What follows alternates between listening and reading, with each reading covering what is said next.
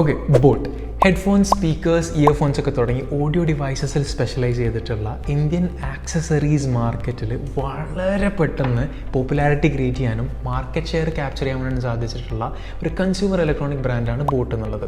And rather than ഒരു consumer electronic brand എന്നുള്ളപരി ഒരു life style ബ്രാൻഡായിട്ടാണ് ബോട്ടിൽ തന്നെ ചിത്രീകരിച്ചിട്ടുള്ളത്. 2016 അമൻ ഗുപ്തയും സമീർ മെഹ്തയും ഫൗണ്ട് ചെയ്തിട്ടുള്ള ഈ കമ്പനി തുടക്കം തൊട്ട് റാപ്പിഡ് ഗ്രോത്തും എക്സ്പാൻഷനും കാണിച്ചുകൊണ്ട് ഇന്ത്യയിൽ തന്നെ എക്കാലത്തെയും one of the fastest growing ബ്രാൻഡുകളിൽ ഒന്നായിട്ട് കണ്ടുകൊണ്ടിരുന്ന ഒരു ബ്രാൻഡായിരുന്നു. എന്നാൽ 2020 ബോട്ട് ഒരു വലിയ പ്രോബ്ലം ഫേസ് ചെയ്യേണ്ടി വന്നു. ബോട്ടിന്റെ മാർക്കറ്റിംഗ് എഫേർട്സ് ഒന്നും പച്ചപിടിച്ച് പോകുന്നുണ്ടായിരുന്നില്ല. ടാർഗറ്റ് ഓഡിയൻസിലേക്ക് എത്തിപ്പെടാൻ വേണ്ടിയിട്ട് പറ്റുന്നില്ല എന്നുള്ളൊരു വലിയ പ്രോബ്ലം ബോട്ട് ഫേസ് ചെയ്യേണ്ടി വന്നു. വളരെ നല്ല സോഷ്യൽ മീഡിയ ഫോളോയിങ്ങും സെലിബ്രിറ്റി എൻഡോഴ്സ്മെന്റ്സും ഉണ്ടായിട്ട് പോലും ബ്രാൻഡിന്റെ സെയിൽസ് ഗ്രോ ചെയ്യുന്നുണ്ടായിരുന്നില്ല. ഇനീഷ്യലി ബോട്ട് ഫേസ് ചെയ്തൊരു ചലഞ്ച് എന്താണെന്ന് വെച്ച് കഴിഞ്ഞാൽ ഇന്ത്യൻ ഓഡിയൻസിനോട് റെസനേറ്റ് ചെയ്തുകൊണ്ട് ക്വാളിറ്റി പ്രൊഡക്ട്സ് അഫോർഡബിൾ പ്രൈസിൽ സെല് ചെയ്യുക എന്നുള്ളതായിരുന്നു.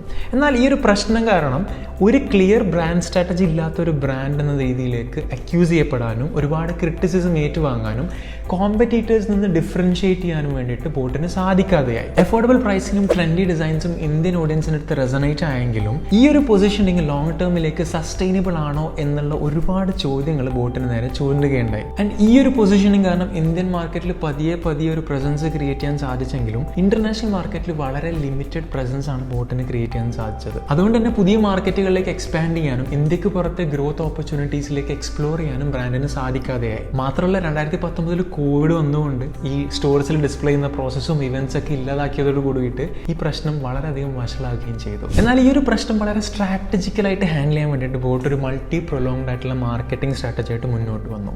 മെയിൻ ആയിട്ടുള്ള ഒരു 4 ഫാക്ടർ വരുന്ന ഒരു സ്ട്രാറ്റജിയിൽ ഒന്നാമതായിട്ട് വരുന്നത് ഡിജിറ്റൽ മാർക്കറ്റിംഗ് ആണ്. ഓൾറെഡി ചെയ്തുകൊണ്ടുണ്ടായിരുന്ന ഡിജിറ്റൽ മാർക്കറ്റിംഗിലേക്ക് ഇൻവെസ്റ്റ്മെന്റ് ഇൻക്രീസ് ചെയ്യുകയും അത്യാവശ്യം വലുതായിരുന്ന സോഷ്യൽ മീഡിയയുടെ ആ ഫോളോയിങ്ങും പ്രസൻസും ലെവറേജ് ചെയ്തുകൊണ്ട് റൈറ്റ് ആയിട്ടുള്ള ടാർഗറ്റ് ഓഡിയൻസിലേക്ക് എത്താനും സെയിൽസ് ഡ്രൈവ് ചെയ്യാനും വേണ്ടിയിട്ട് influencer marketing, content marketing, social media advertising തുടങ്ങി ഒരുപാട് മെത്തേഡ്സ് ബോട്ട് എക്സ്പ്ലോർ ചെയ്യുകയുണ്ടായി. രണ്ടാമത്തെ ഒരു ഫാക്ടർ എന്താണെന്ന് വെച്ചാൽ ഇ കൊമേഴ്സ് പാർട്ട്ണർഷിപ്സ് ആണ്.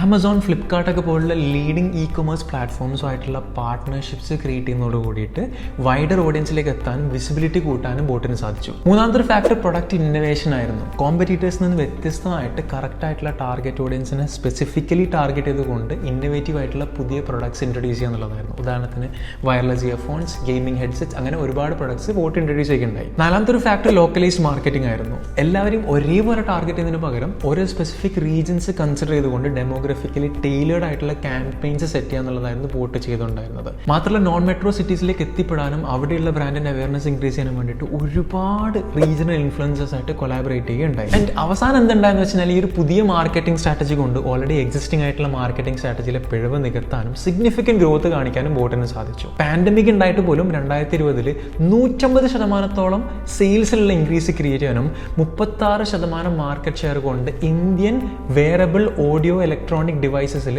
മാർക്കറ്റ് ഷെയറിൽ നമ്പർ 1 ആകാൻ വേണ്ടിയിട്ടും ബോട്ടിന് സാധിച്ചു. ഡിജിറ്റൽ മാർക്കറ്റിംഗിലെ എഫേർട്ട് കാരണം സോഷ്യൽ മീഡിയയിലെ പ്രസൻസ് ഇൻക്രീസ് ചെയ്യാനും എൻഗേജ്മെന്റ് ഡ്രൈവ് ചെയ്യാനും 2.5 മില്യൺ ഫോളോവേഴ്സ് ഇൻസ്റ്റാഗ്രാമിൽ ഉണ്ടാക്കാനും 5 മില്യൺ ഫോളോവേഴ്സ് യൂട്യൂബിൽ ക്രിയേറ്റ് ചെയ്യാനും ബോട്ടിന് സാധിച്ചു. ഇ കൊമേഴ്സ് പാർട്ട്ണർഷിപ്സും 15ഓളം ലീഡിംഗ് ഇ കൊമേഴ്സ് പ്ലാറ്റ്ഫോംസിൽ പ്രൊഡക്റ്റ് അവൈലബിൾ ആക്കുന്നതോട് കൂടിയിട്ട് പുതിയ വൈഡർ ഓഡിയൻസിലേക്ക് എത്താനും ബോട്ടിന് സാധിച്ചു. ആൻഡ് ലോക്കലൈസ്ഡ് മാർക്കറ്റിംഗ് അപ്രോച്ച് കാരണം നോൺ മെട്രോ സിറ്റീസിലേക്കും ടയർ 2, ടയർ 3 മാർക്കറ്റ്സിലേക്കും കൂടുതൽ എത്തിപ്പെടാനും അവിടെ അവരുടെ അവയർനെസ്സും റീച്ചബിലിറ്റിയും ഇൻക്രീസ് ചെയ്യാനും ബോട്ടിന് സാധിച്ചു. മാത്രമല്ല ഈ മാർക്കറ്റിംഗ് ക്യാമ്പയിൻസിലൊക്കെ ഉള്ള ഒരു എഫേർട്ട് കാരണം ബെസ്റ്റ് യൂസ് ഓഫ് ഡിജിറ്റലിന് വേണ്ടിയിട്ടുള്ള ബ്രാൻഡ് എക്വിറ്റി മാർക്കറ്റിംഗ് അവാർഡ് ഉൾപ്പെടെ നിരവധി അവാർഡുകൾ ബോട്ടിന് തേടിയെത്തുകയുണ്ടായി. സോ ചുരുക്കി പറഞ്ഞ ബോട്ടിന്റെ ഒരു മാർക്കറ്റിംഗ് സ്ട്രാറ്റജിയിൽ ഉണ്ടായിരുന്ന ഒരു problem digital marketing, E commerce partnerships, product innovation, localise marketing തുടങ്ങിയിട്ടുള്ള മൾട്ടിപ്പിൾ ഫാസറ്റ്സ് അടങ്ങുന്ന മൾട്ടി പ്രോങ്ഡ് അപ്രോച്ച് കൊണ്ട് റിസോൾവ് ചെയ്യാൻ വേണ്ടിയിട്ട് സാധിച്ചു എന്നുള്ളതാണ് വാസ്തവം. മാത്രമല്ല ഈ ഒരു മാർക്കറ്റിംഗിലുള്ള ഒരു ഇൻവെസ്റ്റ്മെന്റ് കണ്ടിന്യൂ ചെയ്യുന്നതോട് കൂടിയിട്ട് ഈ ഒരു ഗ്രോത്ത് സസ്റ്റെയിൻ ചെയ്യാനും